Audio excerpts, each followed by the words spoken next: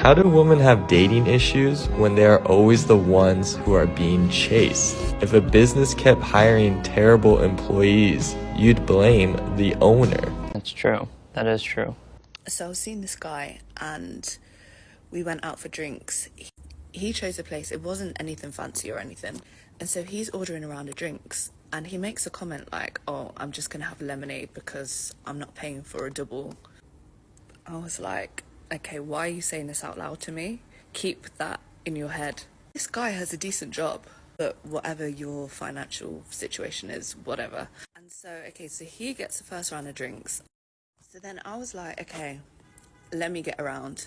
So I go to order. Tell me why he's ordered a double whiskey and coke. But now I've offered to get around. You're going to order a double. And there's a difference between being broke and being stingy. You're just stingy. I wouldn't have cared anyway. It's the fact that you don't want to buy it for yourself, but you'll happily let me buy it for you. Also, keep your thoughts to yourself. You don't need to tell me. I met a man on a dating app and he asks me out on a first date. What I want to know is, should he have purchased my ticket for the date? We're chatting on the app when he asks me, hey, I'd love to go skiing for our first date. For the life of me, I do not recall why I thought this sounded like a good first date idea. A few days later, there we were at the base of a ski resort. As I'm clipping on my ski boots, he suggests that I need to go pay for my lift pass. So off I gallop in my ski boots to the ticket office. The grand total of my half-day ski pass, $130 and change. There are two things that I've learned for sure about skiing in Utah over the past several decades that I've lived here. It's expensive, and whoever you go with, you get stuck riding the chairlift with. As we were sitting on the chairlift swaying back and forth, I thought I could have circumvented this during our pre-first date chat by asking him, hey, do you intend to pay for my lift pass? But given that he invited me, skiing was his idea, and he didn't tell me until we got to the parking lot, I think he should have paid. What do you think? So I was speaking to a guy online before I met him for a date, and online he was saying he didn't like pink, anything pink, so requested that I never wore pink when I was with him, and also that he hates Crocs.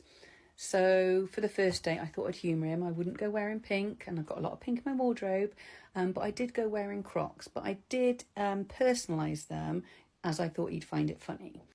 So I personalised my Crocs with his initials and wore these on the date. I thought he'd find it funny.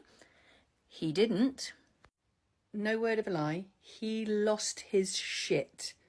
He hates Crocs that much, he tried to get them off my feet and throw them out of a window. It sounds like to me he did not want to spend any money on her at all. So he thought he'll get a few free drinks from her and reject her after the date was over. It's not much different from what women do to men, actually. That's exactly right. I think if she was too broke to pay for her own ski lift pass, she should have said that to him instead of complaining about it on social media. If she is too broke to pay for anything, she should not be going out on dates. Drizzle, drizzle.